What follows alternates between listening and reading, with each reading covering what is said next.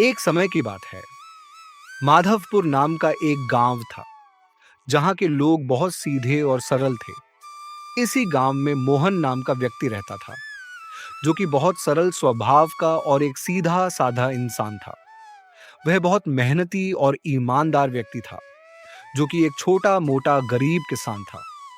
वह अपनी थोड़ी बहुत जमीन में मेहनत करके अपने घर का गुजारा करता था। वहीं मोहन के खेत के पास रघु नाम के व्यक्ति का खेत भी था जो कि एक धनी किसान था, लेकिन वह बहुत अहंकारी और स्वार्थी किस्म का व्यक्ति था।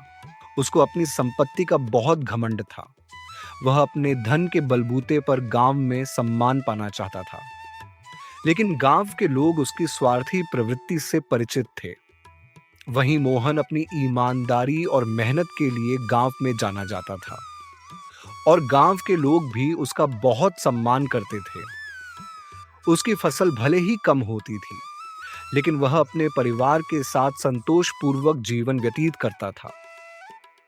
इस साल मोहन ने अपने खेत में बहुत अधिक परिश्रम किया था, जिसके कारण उसकी फसल बहुत हरी भरी और लहलहा हुई नजर आ रही थी।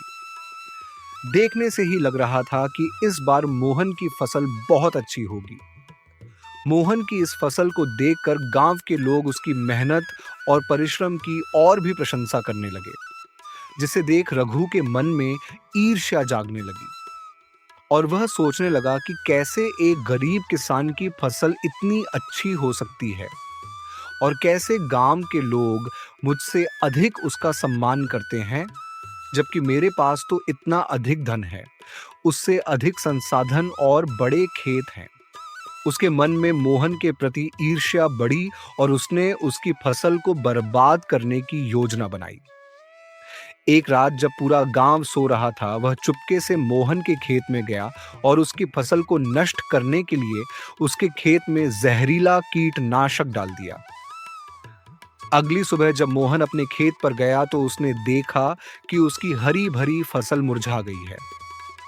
उसे यह देखकर बहुत तकलीफ हुई और उसकी आंखों में आंसू आ गए। उसने इस फसल के लिए पूरे साल बहुत अधिक मेहनत और परिश्रम किया था। उसे समझ नहीं आ रहा था कि यह सब कैसे हुआ। जो फसल कल तक इतने अच्छे से लहलहा रही थी, वो एक ही रात में ऐसे कैसे सूख सकती है। लेकिन उसने हिम्मत बनाए रखी और उसने अपने दुर्भाग्य को स्वीकार किया। साथ ही उसने फिर से अपनी फसल को सुधारने का निश्चय किया, जिसके लिए उसने बहुत मेहनत की और कई जतन किए।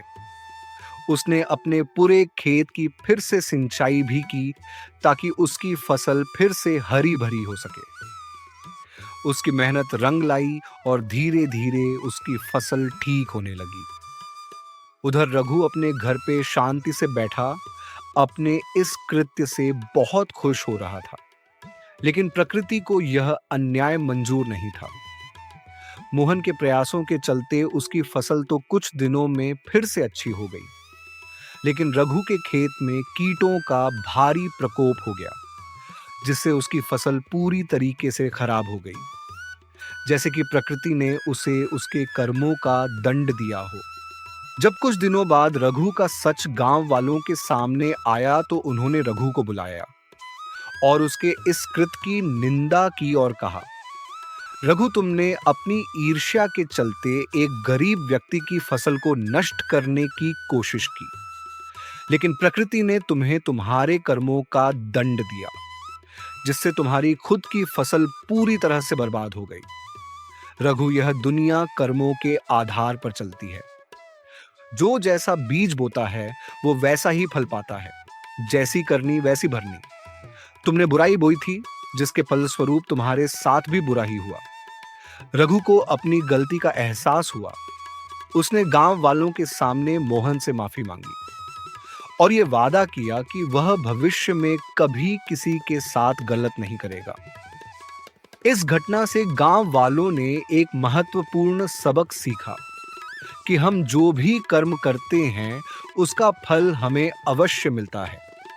इसलिए हमें अपने कर्मों को सुधारना चाहिए और हमेशा अच्छे कर्म करना चाहिए, क्योंकि जैसी करनी वैसी भरनी।